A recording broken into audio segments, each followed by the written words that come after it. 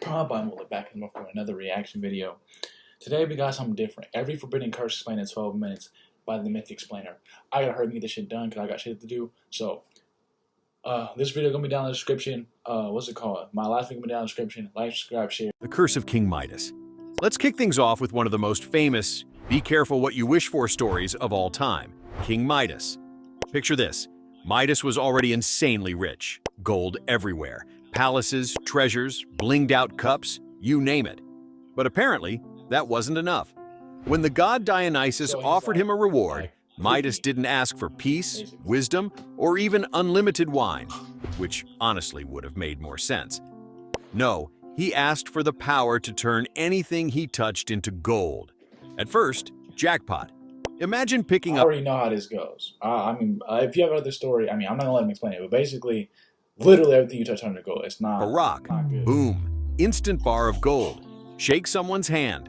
Golden statue buddy. Touch your pet cat? Congratulations. You now own a very stiff, very shiny cat. But then came the dark twist. When he tried to eat, the bread and meat turned solid gold in his hands. His wine turned to liquid metal. The curse made survival impossible. And the real heartbreak? When his daughter ran to hug him, she froze into a lifeless golden statue. That was the moment he realized his greed had literally cost him everything. In some versions, Midas begged Dionysus to take it back, and the god let him wash away the curse in the Pactolus River. That river, by the way, supposedly ran with golden sand ever after. The Curse of Midas is basically the ultimate greed backfires myth. You want endless wealth? Sure, but enjoy starving to death in your mansion surrounded by bling. It's like fucking getting wealth and not even being able to enjoy it. That's fucked up. That's sickening. It's one of those stories where the gods don't even need to punish you. The wish itself becomes the punishment. And it's still referenced today whenever someone's obsession with money ruins their happiness. Honestly, Midas would have been better off just asking for a free buffet. The Curse of Cassandra. Now let's jump to Troy for one of the cruelest curses ever invented. Cassandra. Imagine being able to see the future with crystal clear accuracy. You know exactly what's coming, and you could literally save lives. Wars, disaster. The only way I see this going bad is like her seeing her death, or seeing all her people's death and not being able to stop it. That's the only thing I can see wrong with this. Betrayals. Sounds like a superpower, right? Except the catch. Nobody will ever believe you. That was Cassandra's curse. She was a princess of Troy, and the god Apollo was head over heels for her. He gave her the gift of prophecy as a please love me gift. But when Cassandra rejected him, Apollo couldn't take back the power, so instead, he made it useless. Every single prediction she made came true, but nobody would listen. She warned the Trojans not to bring the wooden horse into the city. Damn. They laughed. She screamed about the fall of Troy, about Agamemnon's murder, about her own death. People called her crazy. Think about how psychologically brutal that is. You're right all the time, but your voice means nothing. It's like being cursed to scream fire in a burning building while everyone keeps scrolling on their phones. In the end, Cassandra was dragged off as a slave and killed. Her visions wasted. Her curse turned knowledge into pure suffering. Honestly, it's worse than being wrong. At least when you're wrong, you can blame bad luck. Cassandra lived with the agony of being right, every time, with nobody to stop the tragedy. That's a fucked up It's a life curse to a lion, so a cruel, lot. it still makes people shudder thousands of years later. The Curse of the Flying Dutchman. From the ruins of Troy, let's set sail into stormy seas. The legend of the Flying Dutchman is basically the sailor's version of eternal damnation. According to maritime folklore, a Dutch sea captain tried to round the Cape of Good Hope, one of the deadliest stretches of ocean on Earth. When storms blocked his path, he didn't back down. Instead, he shouted a challenge to the heavens. "I'll sail until the end of time if I must." And the gods, or fate, or maybe the devil, took him literally. His curse? Sail forever. No land, no rest, That's no not a fresh curse, water, though. That's no like, port. That's like bad luck. That's not like he didn't act, like he said that, but he didn't like ask for that though. I just feel like that's just like speaking some shit into existence or like bad luck. Like that's not really like a curse, I feel like. Just endless waves and storms. The ship itself became a ghostly phantom, crewed by cursed sailors doomed to wander the seas for eternity. Sailors feared spotting it on the horizon because it was seen as a bad omen. If you think your family is complicated, just wait until you hear about Oedipus. His curse is the definition of you can't escape fate, no matter how hard you try. Like The his Oracle life of is Delphi like told his planned parents, out for him. King Is that what Laius that and means? Queen Like, Jocasta of Thebes, that their newborn son would one day kill his father and marry his mother. Yikes. So, naturally, they tried to cheat. Whoa. Kill his father and marry his mother. What the fuck type of weird shit they got going on in their family? What the fuck? Fate by abandoning baby Oedipus on a mountainside. But instead of dying, the baby was rescued and raised by another royal family.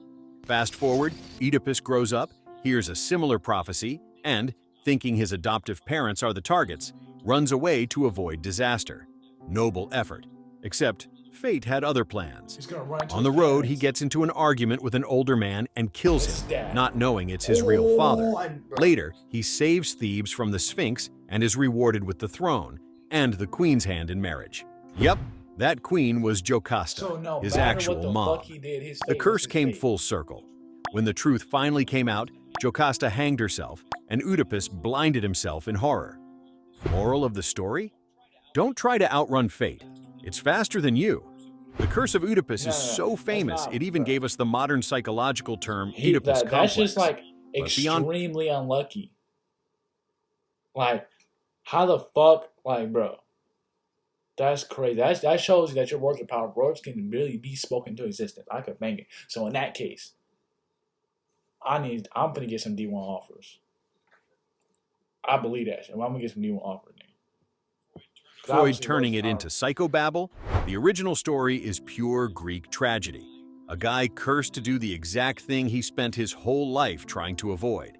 The gods weren't messing around.